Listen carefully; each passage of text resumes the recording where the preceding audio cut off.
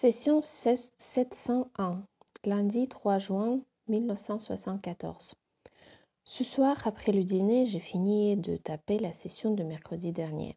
Je n'ai eu juste le temps de la lire avant que nous nous préparions à 20h50 pour la session de ce soir. 21h17. À voix plutôt basse. Bonsoir. Bonsoir, Seth. Maintenant, accordez-nous un instant. Nous parlons doucement pour maintenir Rubur dans un état particulier, mais avec humour et en se penchant en avant. Nous n'allons pas murmurer. Une longue pause. L'extériorité du monde physique est donc relayée à une intériorité multidimensionnelle. Le monde extérieur est projeté au dehors dans une réalité qui est en adéquation avec vos croyances, intentions et désirs conscients. Il est important que vous vous souveniez de cette position de l'esprit conscient quand vous y pensez. Chaque expérience physique est unique et bien que sa création et l'énergie qui l'anime viennent de l'intérieur, la qualité originale, personnelle et cependant partagée de cette expérience ne pourrait pas exister de la même façon, avec plus d'insistance, si elle n'était pas si extériorisée. L'extériorisation a donc un but et une signification majeure et elle induit une forme d'expression différente. C'est pourquoi, bien que dans ce livre j'insiste sur l'importance de la réalité intérieure, je ne nie en aucune manière la grande validité et le grand dessein de l'expérience terrestre.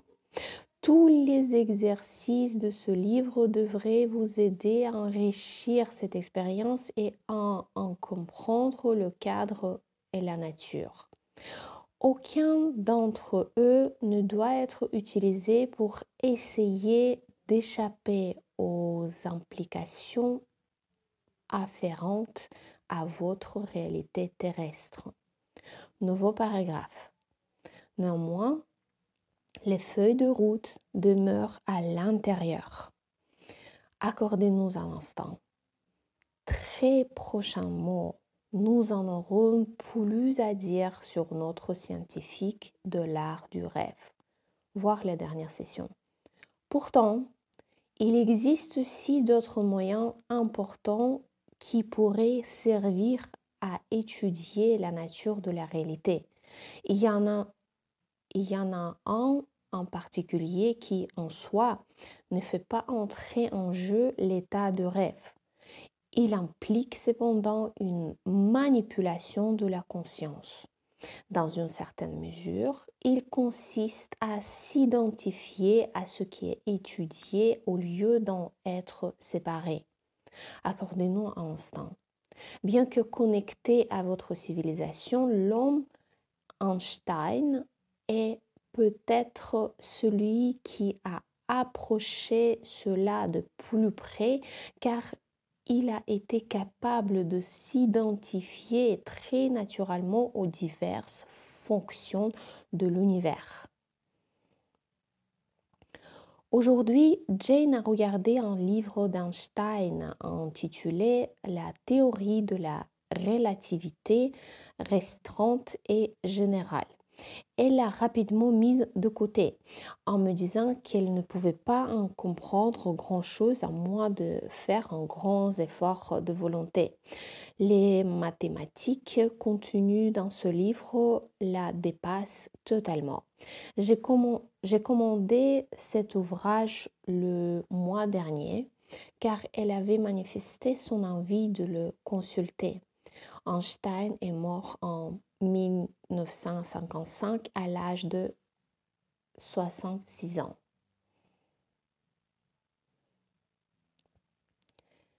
Il a su écouter la voix intérieure de la matière.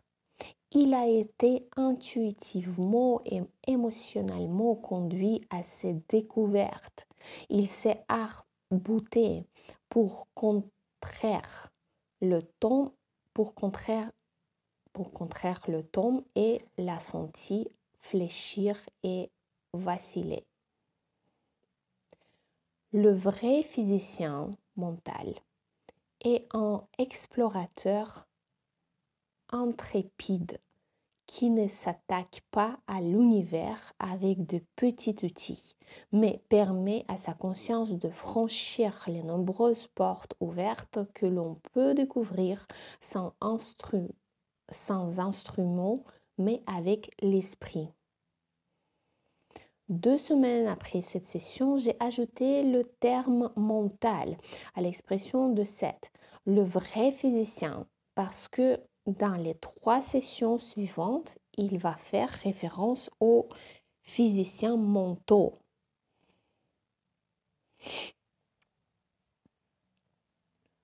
Votre propre conscience, telle que vous y pensez, telle qu'elle vous est familière, peut en fait vous aider à accéder à une meilleure compréhension de la nature simultanée du temps. Note ajoutée 5 mois plus tard. Pour certaines remarques intérieures de Seth à propos du temps, voir les extraits de la session 14 du 8 janvier 1964 au chapitre 4 du matériau de Seth. J'ai cité quelques lignes de cette même session dans les notes préliminaires de ce livre, ainsi qu'à la fin de la session 724 du volume 3 de la réalité inconnue. Et j'y ai évoqué également certaines idées en lien avec nos tentatives pour comprendre le concept de temps simultané, tel que Seth le présente. Les notes préliminaires de ce dernier tome contient aussi un autre matériau pertinent pourtant sur les temps de transe durant lesquels Jane produit les livres de Seth.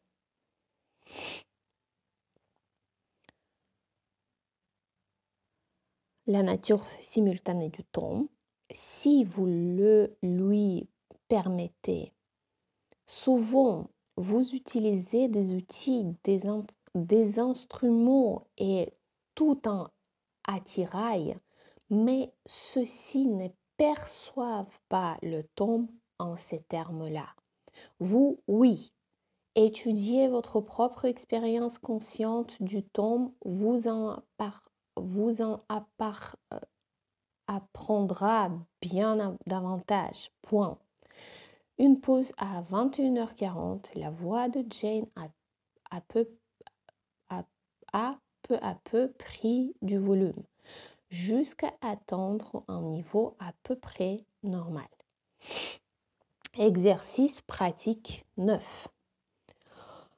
En vous servant de votre esprit conscient, comme dans Seuil, vous pouvez découvrir plus encore. Métaphoriquement parlant, soyez là où vous êtes. Pensez à ce moment d'attention consciente comme à un chemin.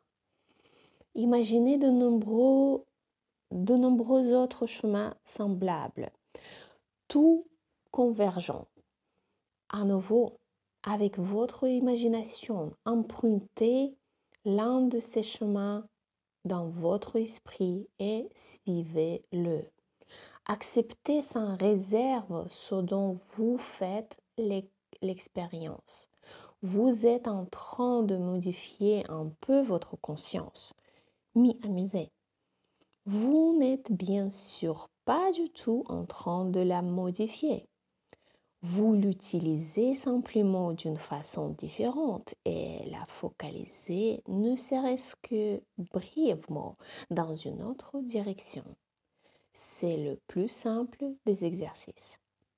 Supposez que vous vous teniez debout au même endroit toute votre vie durant et que vous deviez faire ainsi parce qu'on vous a dit de le faire. Dans ce cas-là, vous ne verriez que ce qui est directement devant vous.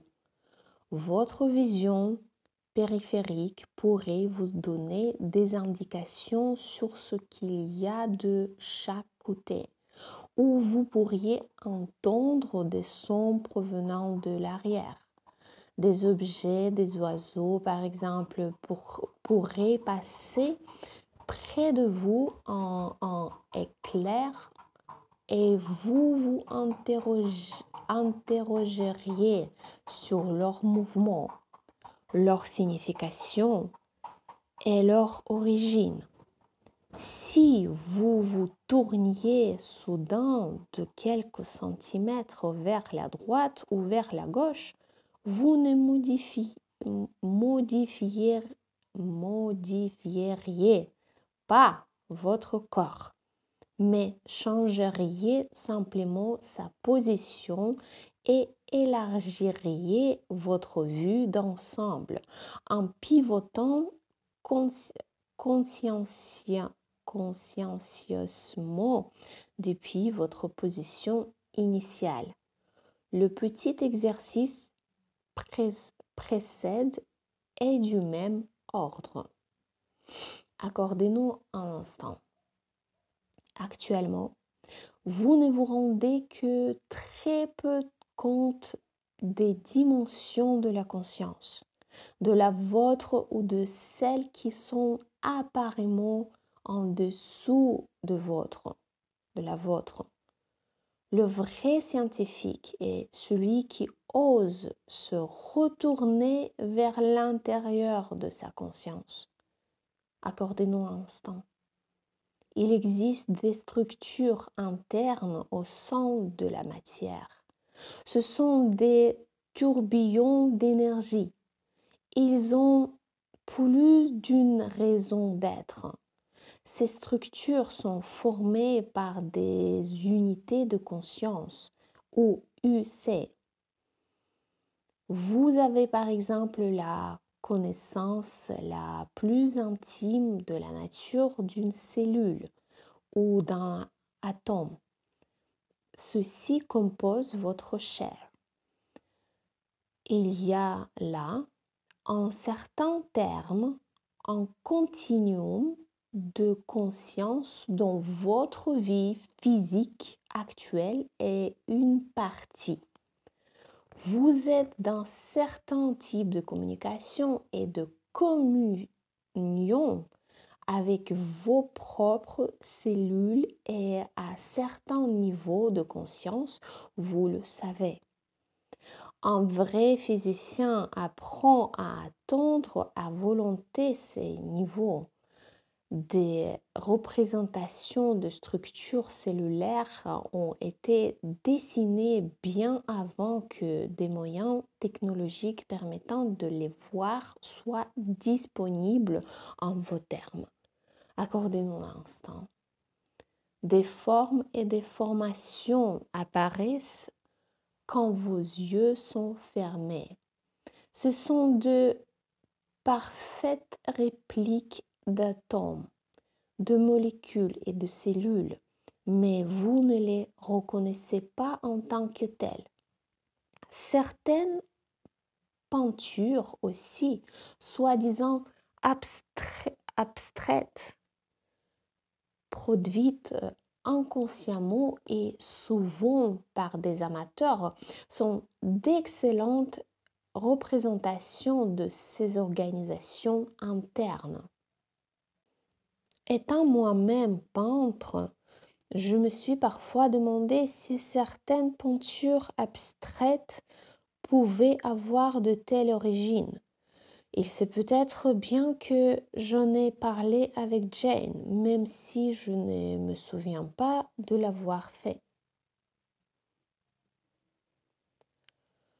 Rubur a parfois été capable de projeter sa conscience dans de petits instruments physiques, des composants d'ordinateur par exemple, et de percevoir leurs activités internes au niveau, disons, des électrons.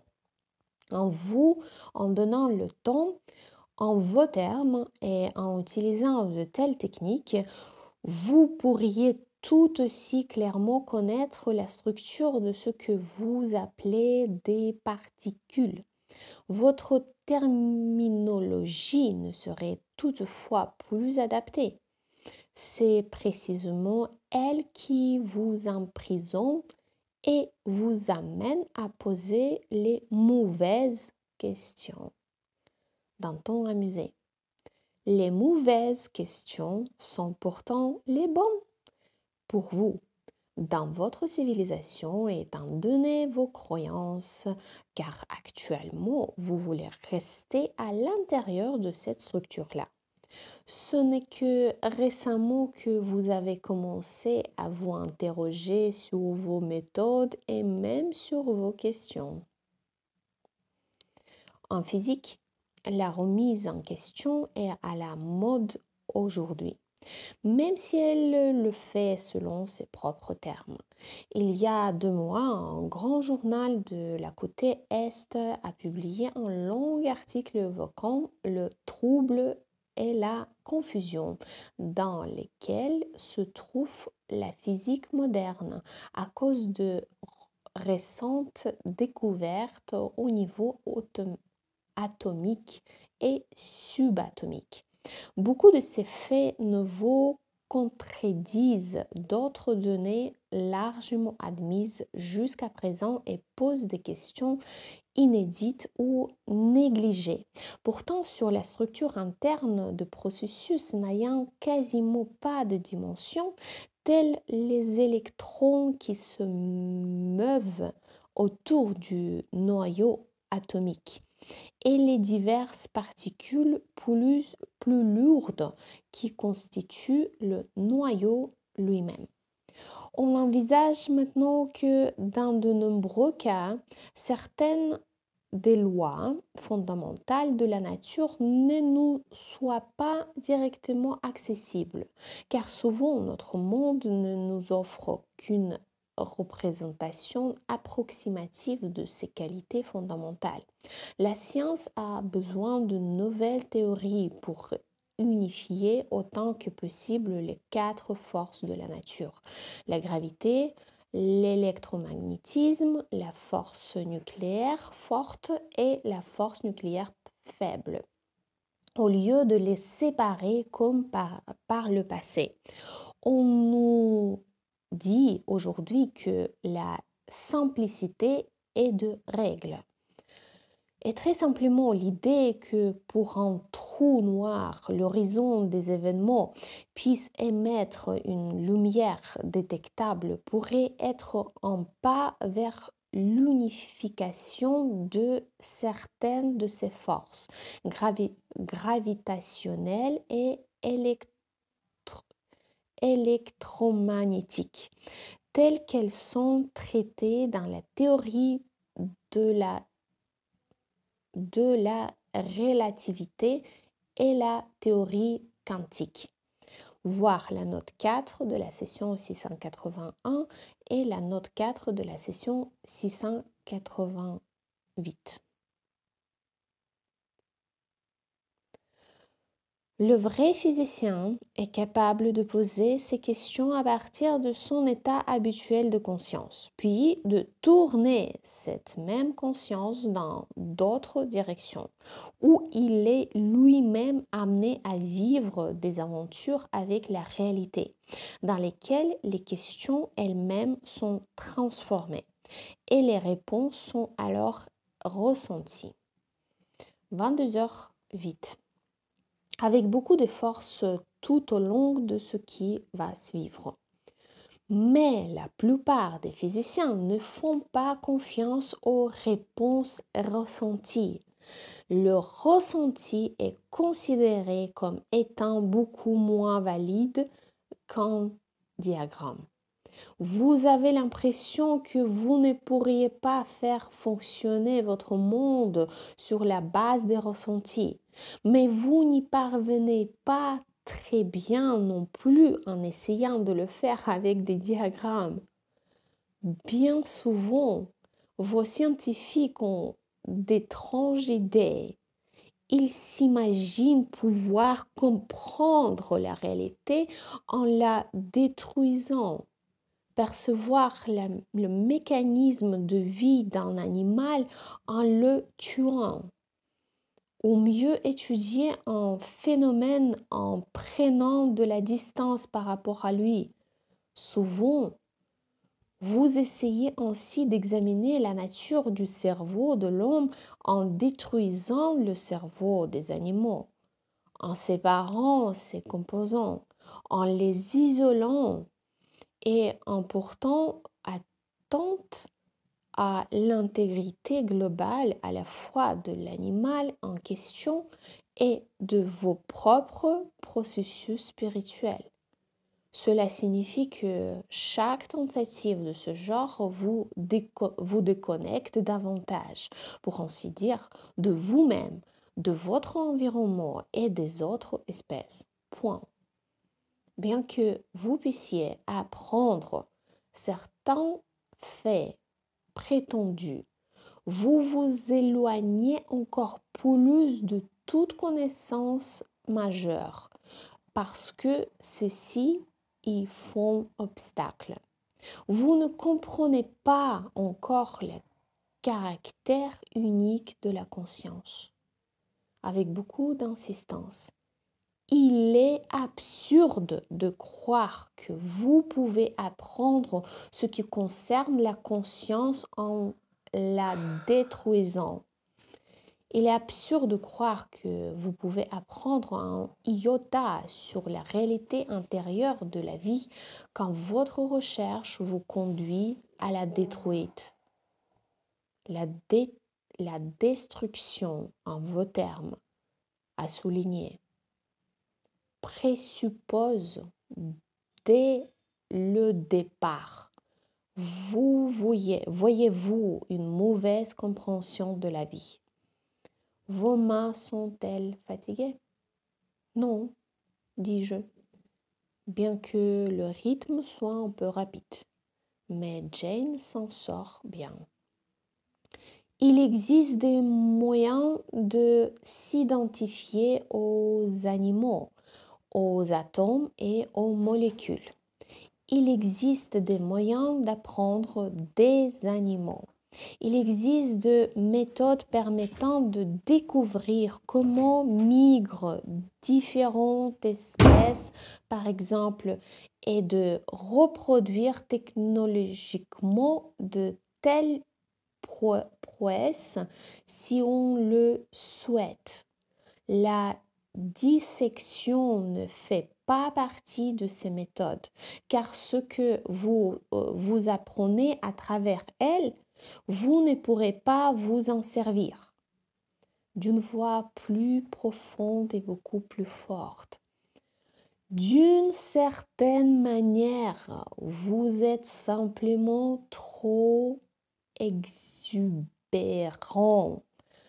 comme des enfants qui découvrent un nouveau jeu. Vous allez vous rendre compte que, au mieux, vous utilisez des cubes comme les enfants. Certains d'entre vous sont déjà parvenus à cette conclusion.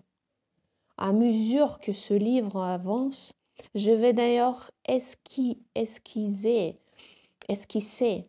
certaines propositions préliminaires sur les façons d'utiliser votre conscience pour comprendre la nature de la réalité et pour rendre claires certaines de ces feuilles de route intérieures.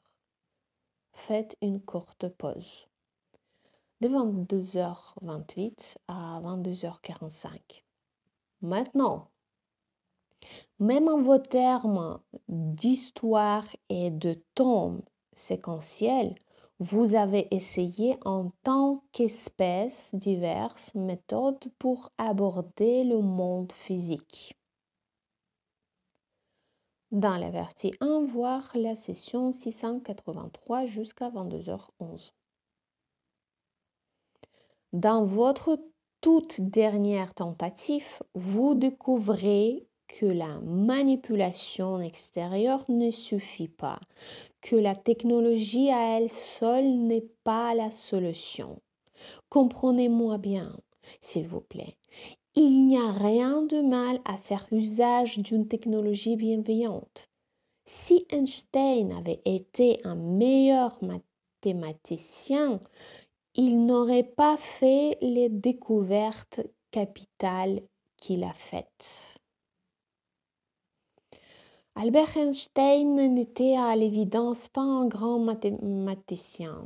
Il a souvent évoqué sa piètre mémoire et a accompli la plus grande partie de son travail grâce à l'intuition et aux images.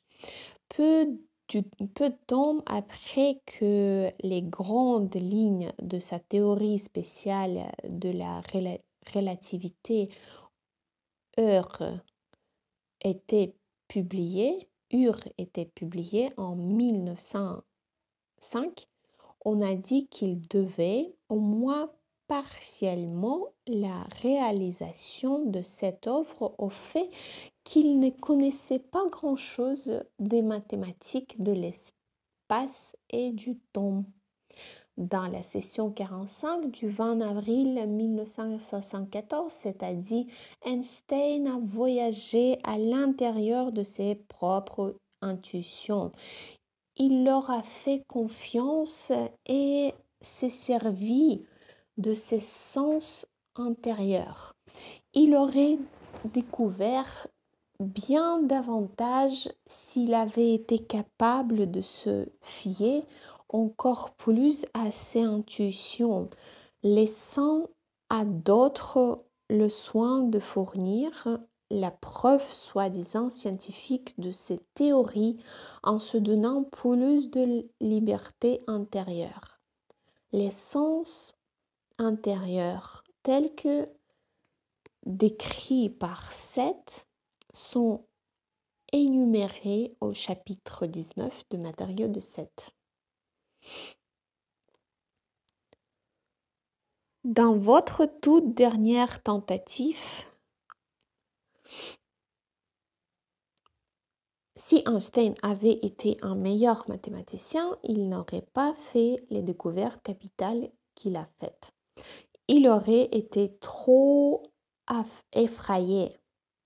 Pourtant, ces équations l'ont quand même freiné et elles ont introduit quelques failles dans ces intuitions. Vous êtes souvent convaincu que la connaissance intuitive n'est pas d'ordre pratique, qu'elle ne fonctionnera pas ou qu'elle ne vous fournira pas de diagrammes. Ces mêmes diagrammes dont la science est si fière peuvent toutefois être aussi des barrières en vous fournissant une connaissance morte et non pas vivante. Voilà en quoi ils peuvent être vraiment impratiques. J'admets être un peu fourbe ici. Mais si vous ne ressentiez pas le besoin de tuer des animaux pour accéder à la conscience, vous n'auriez pas de guerre non plus. Vous comprendriez beaucoup mieux les équilibres de la nature. Si vous n'éprouviez aucun besoin de détruire la réalité en vos termes afin de la comprendre, vous n'auriez alors pas besoin de disséquer des animaux dans l'espoir de découvrir les raisons de maladies humaines. Vous auriez attend depuis longtemps une connaissance vivante grâce à laquelle les maladies en tant que telles ne se produiraient pas. Vous auriez compris depuis longtemps les connexions qui existent entre l'esprit et le corps, les sentiments, la santé et la maladie. Je ne dis pas que vous auriez nécessairement eu un monde parfait, mais que vous auriez eu plus directement affaire aux feuilles de route de réalité, de façon abrupte. Fin de la dictée. 22h56. Pratiquement sans faire de pause, Jen entend que Seth passe d'un seul coup en matériau qui m'est destiné. La session s'achève à 23h16. Tout au long de la soirée, les transes de Jane ont été excellentes.